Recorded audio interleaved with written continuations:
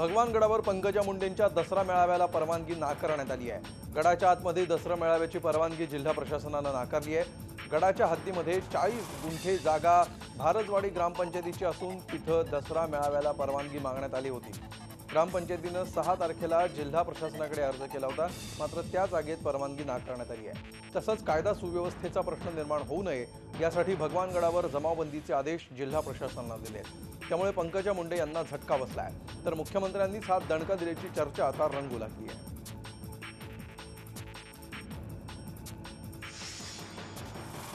मुंबईतील शिवाजी पार्कवर उद्या होणाऱ्या दसरा मेळाव्याकडे तमाम शिवसैनिकांचं लक्ष लागलंय। या मेळाव्यात उद्धव ठाकरे काय बोलणार आणि भाजपवर वरसणार का याबाबत उत्सुकता आहे। उद्याच्या मेळाव्यासाठी शिवाजी पार्कवर जोरदार तयारी सुरू आहे।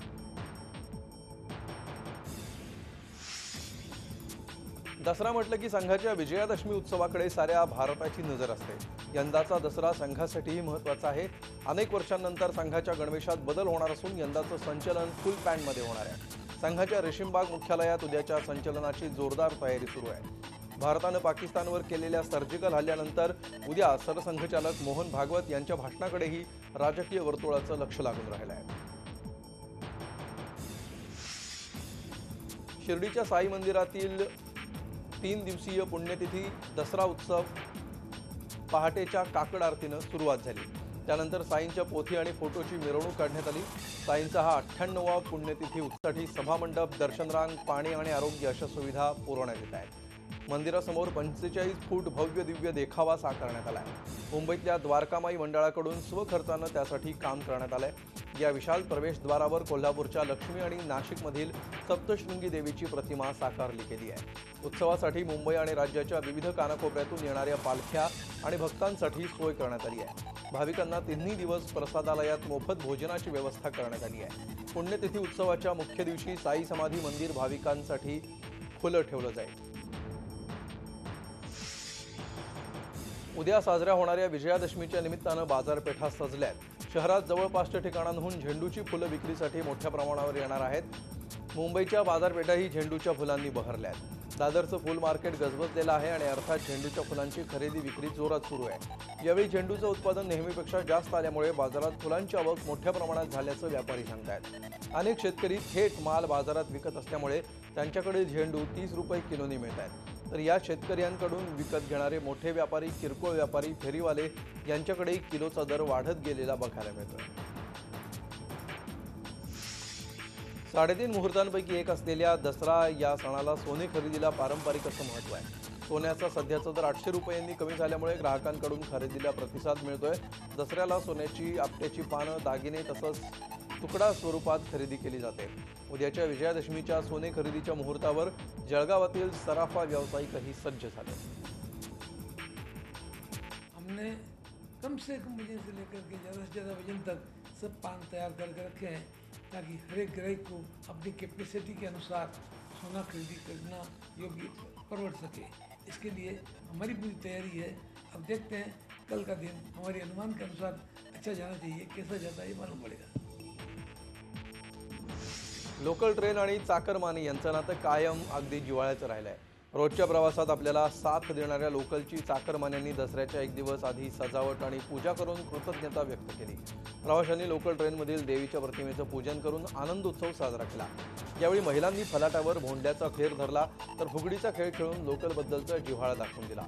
मात्र यावर्षी फटाके उडवणं आणि ढोल ताशे वाजवायला रेल्वे प्रशासनाने निर्बंध टाकल्यामुळे अत्यंत शांततेत चाकरमान्यांनी लोकल ट्रेनमध्ये 1 दिवस आधी दसरा साजरा केला। यावेळी रेल्वे स्थानकावर पोलिसांचा मोठा बंदोबस्त होता। ढोल ताशे वगैरे सगळे बंद केल्यामुळे आम्हाला सगळे जरा प्रॉब्लेम होतो। काय म्हणजे मजा येत नाही। हे असं गाणं वगैरे म्हणणं चालू असेल बॅकग्राऊंडमध्ये तर आम्हाला डान्स करायला पण मजा येईल। जी शस्त्राची पूजा करतात त्याला शस्त्राचं महत्त्व आहे आणि रेल्वे ही आपली मुंबईची लाईफलाईन आहे। याच्यासाठी आम्हाला याचा आनंद मिळतो आणि रेल्वे आम्हाला सहकार्य करते वर्षभर, त्यासाठी आम्ही हा सण साजरा करतो। अंबामाते की जयच्या गजरात रविवारी रात्री कोल्हापूरच्या महालक्ष्मी देवीची नगर प्रदक्षिणा झाली। फुलांच्या पायघड्या आणि रांगोळ्यांनी सजवलेले मार्ग, भालदार चोपदारांचा लावाजमा, महालक्ष्मीच्या मूर्तीवर भाविकांकडून केला जाणारा फुलांचा वर्षाव अशा मंगलमय वातावरणात हा सोहळा पार पडला। रविवारी रात्री फुलांनी सजवलेल्या पालखीत श्री महालक्ष्मी देवीची उत्सव मूर्ती ठेवण्यात आली। त्यानंतर महाद्वार रोडमधून देवी नगर प्रदक्षिणेसाठी बाहेर पडली। नगर प्रदक्षिणा मार्गावर ठिकठिकाणी आकर्षक विद्युत रोषणाई करण्यात आल्यामुळे नगर प्रदक्षिणा मार्ग उजळून निघाला होता। यावेळी महालक्ष्मी देवीचं दर्शन घेण्यासाठी भक्तांची मोठी गर्दी झाली होती। यामध्ये महिलांची संख्या लक्षणीय होती। सातारा जिल्ह्यातील श्री क्षेत्र नागझरी येथील श्री सिद्धनाथ यात्रेतील पालखीच्या परंपरेला 400 वर्ष पूर्ण झाली आहेत। हा अनोखा पालखी सोहळा राज्यभरातील हजारो भाविकांच्या उपस्थितीत पार पडला। पालखी सोहळा पाहण्यासाठी सातारा, सांगली, कोल्हापूर, सोलापूरसह उस्मानाबाद आणि लातूर जिल्ह्यातून हजारो भाविक दाखल झाले। गुलाल खोबऱ्याची उधळण करत सिद्धनाथाच्या नावानं चांग भलं या जयघोषात भक्त गुलालात न्हाऊन निघाले। या इतिहासकालीन परंपरेची जपणूक ग्रामस्थ आजही करतायत। सर्वाधिक शेतकरी आत्महत्याग्रस्त असलेल्या यवतमाळ जिल्ह्यातील शेतकरी विधवांना उपजीविकेचं साधन म्हणून शेलाई मशीनचं वितरण करण्यात आलं। तसंच शहीद सैनिकांच्या कुटुंबियांना आणि कॅन्सरग्रस्त शेतकऱ्यांना बळीराजा चेतना अभियानाअंतर्गत मंडळानं आर्थिक मदत केली आहे। नाशिक जिल्ह्यात झालेल्या समाधानकारक पर्जन्यवृष्टीमुळे बळीराजा समाधान व्यक्त करत असतानाच गेल्या आठवड्यात झालेल्या परतीच्या पावसामुळे शेतकऱ्यांची डोकेदुखी वाढवली आहे। पावसानं भाजीपाला तर सडलाच आहे, मात्र रोग पसरण्याचीही दाट शक्यता निर्माण झाली आहे।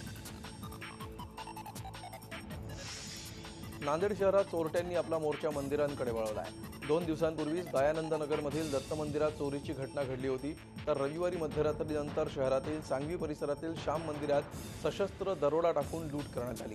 अज्ञात 6 ते 7 दरोडेखोर श्याम मंदिरात दाखल झाले। मंदिरातील पुजारी आणि सेविकरी मंदिराच्या तळघरात झोपले होते। त्यांना शस्त्रांचा धाक दाखवून मंदिराच्या चाव्या घेऊन दरोडा टाकण्यात आला। दानपेटी फोडून त्यातील अंदाजे 1 लाख रुपये रोख रक्कम आणि जवळपास 1.5 किलो चांदी दरोडेखोरांनी लंपास केली।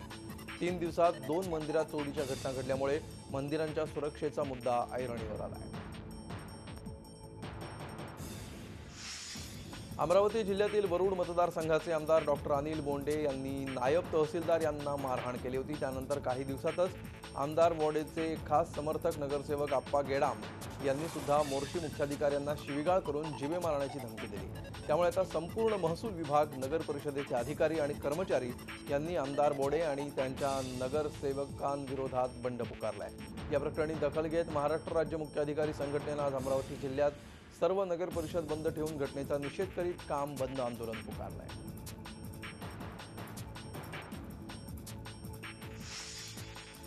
घरावर माळवत कोसळून चौघांचा मृत्यू झालाय। पंढरपूरच्या मुंढेवाडीत पहाटे ही दुर्घटना घडली। एकाच घरातल्या पती पत्नी आणि 2 लहान मुलांचा मृतांमध्ये समावेश आहे। एका घराचं माळवत कोसळून मातीच्या ढिगाखाली गुदमरून 27 वर्षीय बशीर शेख, 22 वर्षीय नफिसा शेख, 8 वर्षीय साहिल शेख आणि 6 वर्षीय आलिशा शेख यांचा मृत्यू झाला। गाढ झोपेत असल्यामुळे या चौघांचाही मृत्यू झाला। या दुर्घटनेमुळे परिसरात हळहळ व्यक्त होती आहे।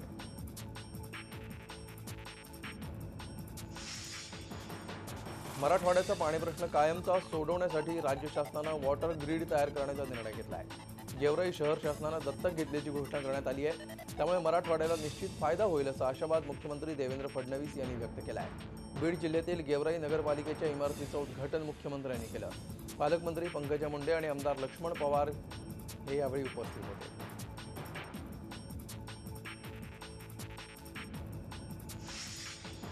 अलिबाग तालुक्यातील रस्त्यांची पार दुरवस्था झाली आहे। हे रस्ते दुरुस्त करण्याचं आश्वासन सार्वजनिक बांधकाम विभागाच्या अधिकाऱ्यांनी दिलं होतं, मात्र रस्ते जैसे थे आहेत। या संदर्भात अधिकाऱ्यांना जाब विचारायला गेलेल्या शिवसेनेच्या शिष्टमंडळाला पोलिसांनी रोखलं। त्यामुळे काही काळ तणाव निर्माण झाला होता। पोलीस आणि शिवसैनिकांमध्ये बाचाबाची झाली। विशेष म्हणजे यावेळी बांधकाम विभागाचा एकही वरिष्ठ अधिकारी जागेवर हजर नव्हता। त्यामुळे शिवसैनिक अधिकच संतप्त झाले। त्यांनी कार्यालयातील कनिष्ठ अधिकाऱ्यांना चांगलंच धारेवर धरलं। जर येत्या 4 दिवसात रस्त्यांची दुरुस्ती झाली नाही तर अलिबाग तालुका बंदची हाक देण्यात येईल असा इशारा शिवसेनेनं दिला आहे।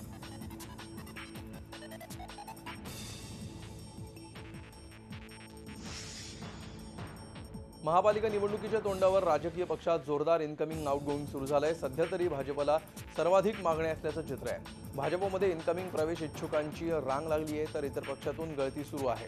त्यामुळे पक्षात प्रवेश मागणाऱ्या इच्छुकांमधून योग्य लोकांना निवडण्याचं आव्हान भाजपसमोर आहे, तर गळती रोखण्याच्या चिंतेत इतर पक्ष आहेत।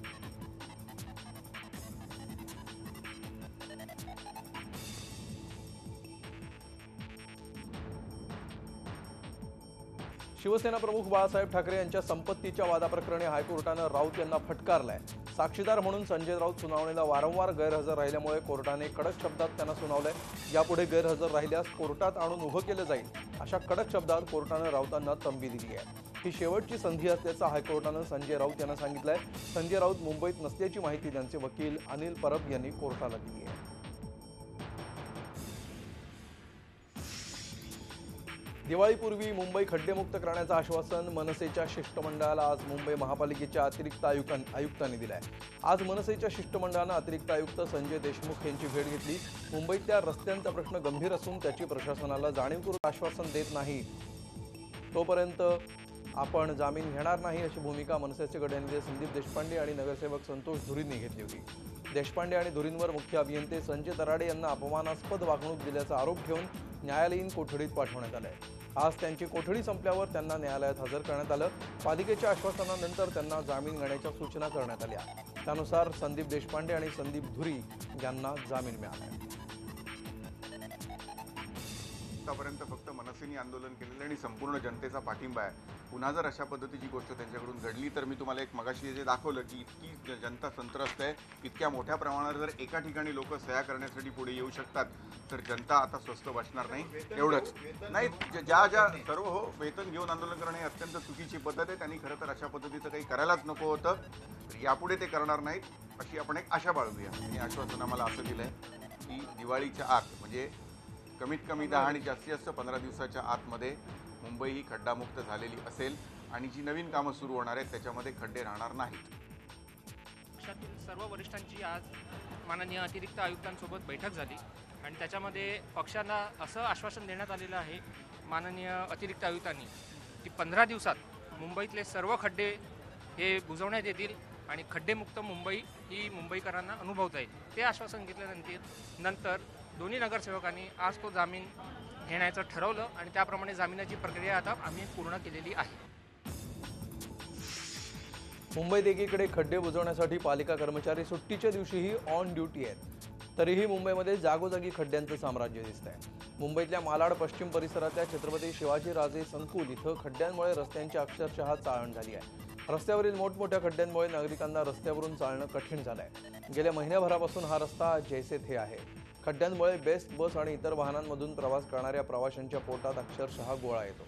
याचा सर्वाधिक फटका ज्येष्ठ नागरिक आणि महिलांना बसतोय। त्यामुळे हे खड्डे कधी बुजवणार, लोकप्रतिनिधी आणि पालिका कधी लक्ष देणार असा सवाल संतप्त नागरिक विचारतात।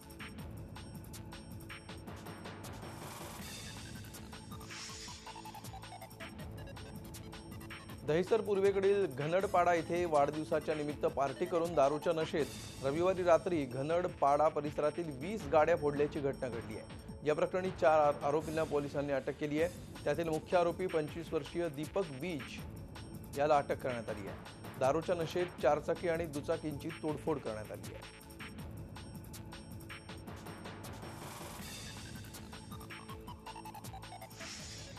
पोलीस चौकीच्या हाकेच्या अंतरावर असलेल्या भिवंडी शहरातील एका बारमध्ये वेटरचं काम करणाऱ्या 5 कामगारांनी हॉटेलमधील लावण्यात आलेल्या 2 LCD टीव्ही, 1 CPU आणि महागड्या दारूच्या बाटल्यांसह 56,000 रुपयांची रोकड लंपास केल्याची घटना उघडकीला आली आहे। हा चोरीचा सर्व थरार CCTVत कैद झाला आहे। या आधारावर भिवंडी शहर पोलीस या चोरट्यांचा शोध घेत आहेत। हे 5ही चोरटे ओडिशा राज्यातील असल्याचं बोललं जात आहे।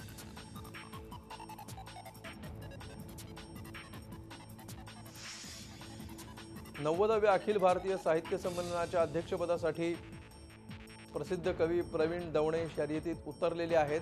90व्या अखिल भारतीय मराठी साहित्य संमेलनाचा मान यंदा डोंबिवली शहराला मिळाला आहे। संमेलनाच्या आयोजनाच्या पूर्वतयारीबाबत विचारविनिमय आणि पुढील तयारीसाठी महत्त्वाची बैठक आयोजित करण्यात आली होती। बैठकीला ठाणे जिल्ह्यातून अनेक मान्यवर साहित्यिक तसंच साहित्यप्रेमींनी हजेरी लावली।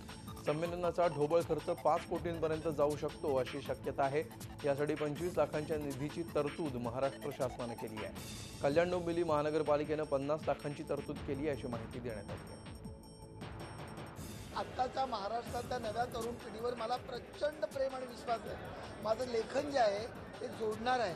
मी नेहमी सगळीकडे सांगतो आणि सांगणार आहे की मला जर संधी मिळाली तर ती संधी ब्रेकिंग न्यूजच्या ऐवजी लिंकिंग न्यूज व्हावी, कारण जोडणारा साहित्यिक आहे, मन जोडणारा साहित्यिक आहे आणि त्या दृष्टीने मला जर संधी मिळाली तर त्या संधीचं मी सोनं करीन. हा जो साहित्य संमेलनाचा मान आपल्या डोंबिवलीला प्रथमच मिळत आहे आणि म्हणून सर्वांनी हा साहित्य संमेलन 90वा आपण चांगल्या प्रकारे करण्यासाठी खूप अशी मदत करण्याचं त्यांनी आश्वासन दिलेलं आहे आणि त्यामुळे हा कार्यक्रम निश्चितच संमेलन निश्चितच चांगला होईल. रोटरी इंटरनॅशनल संस्थेच्या रोटरी क्लब ऑफ कल्याण टायगर्सनं डोंबिवलीतल्या रोटरी भवनमध्ये जागतिक मानसिक आरोग्य सप्ताह साजरा केला. समाजाचं आरोग्य चांगलं राहावं हा यामागचा हेतू होता. याचाच भाग म्हणून मन की बात एक वैज्ञानिक दृष्टिकोन हा कार्यक्रम घेतला गेला. यात मानसिक आरोग्य निरोगी कसं राहील यासाठी काय केलं पाहिजे याचं मार्गदर्शन करण्यात आलं. तसंच आत्महत्या, व्यसनाधीनता, स्किझोफ्रेनिया या विषयावर कल्याणमधल्या तज्ज्ञ डॉक्टरांचं मार्गदर्शन आणि व्याख्यानं आयोजित करण्यात आलं. शिवाय या विषयावर 3 नाटिकाही सादर करण्यात आल्या.